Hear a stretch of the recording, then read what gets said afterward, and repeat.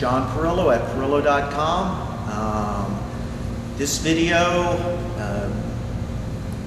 is about aerobics. Okay, I'm trying to think of a title, but I can't think of one right offhand. So we got contacted on Facebook. Somebody wants to know, okay, number one, how do I measure my CO2 output? Okay, now you hook yourself up to a machine, but there's a real easy way, okay? And number two, I have a limited time. I have 1 hour to do my aerobics and do my training. So what's going to be the most effective way to do aerobics? Okay, so first let's talk about measuring your CO2 output.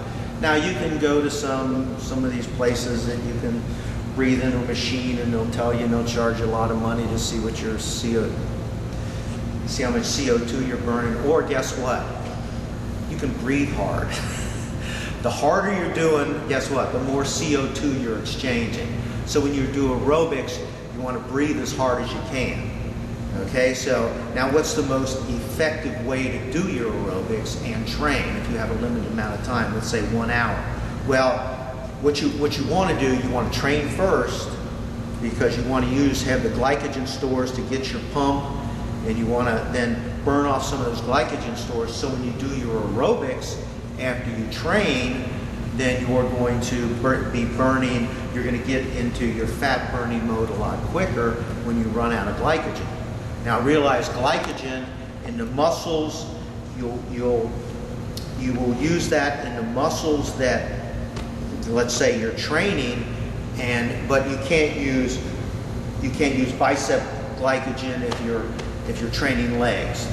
You can just train the glycogen, let's say, out of your legs, but you won't replenish that with glycogen you stored in your muscle. But your liver is an overall source of glycogen, which will dump glucose in your bloodstream, so you have more energy to use there.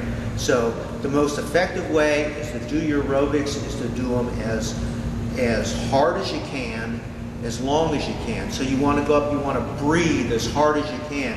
You want to turn over as much CO2 as you can. So you want to actually push your body a little. You do intervals. You push your body a little harder than you do, and then you back off. You push it up so you can't hold it.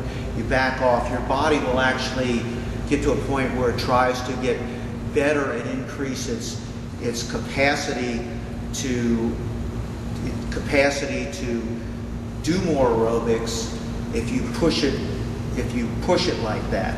So you're going to the harder aerobics the intense aerobics do some neat things. They add capillary density to your muscles, so that you can actually grow more muscle, so you become more efficient. So that's the specific cardiovascular density in your muscles. They help you transfer more oxygen in your lungs, which is great. That's your general cardiovascular efficiency. They add intense aerobics, add more reps, add more mitochondria to the fast-twitch muscle fibers, so they can actually oxidize more fat. So do your aerobics intensely, and it'll enable you to actually, in the long run, to actually burn more fat. So it's like anything else. You're going to get out of it what you put in it. If you have an hour to train and do aerobics, you might try training for 40 minutes and then heavy aerobics for 20. You might try 30 minutes training, 30 minutes aerobics. You have to get that balance towards what works best for you. So I hope that can be of some help.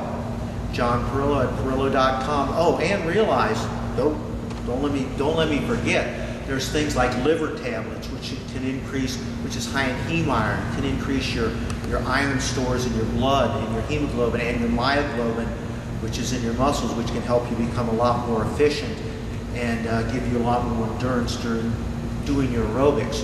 You can, sometimes protein will help that. So don't be afraid to try some supplements along with it. So John Perillo at Perillo.com. Hope this can be of some help.